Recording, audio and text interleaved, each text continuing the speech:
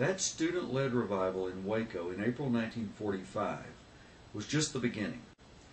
In writing The Wind of God, Bruce McKeever writes that a second Waco revival a year later, again planned, prayed over, and led by Baylor students, drew nightly crowds of around 4,000, with over 500 making public commitments during the week.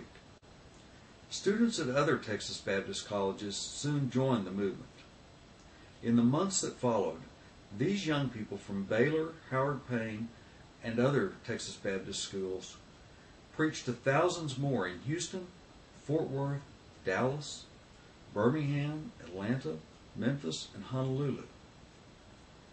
McKeever dedicated his book to W.F. Howard, who, as director of Baptist student work in Texas, had early on encouraged those Baylor students, shown his trust in them, and given them his support. Before long, Dr. Howard was sending scores of student teams to lead revivals across Texas every summer. This was a movement of God, and it's impossible to overstate its impact. Listen to the words of Bruce McKeever. How do you explain the youth revival movement? That question has been asked for 60 years. Is there any human explanation for students digging deep into empty pockets and paying for all expenses before the revival services began? How do you account for 19-year-old kids preaching before thousands of people in cities across the nation? How can one explain thousands who moved into vocational Christian ministry as a result of this movement? Missionaries, pastors, musicians, professors, denominational leaders, and laypersons point to the youth revivals as the turning point in their lives.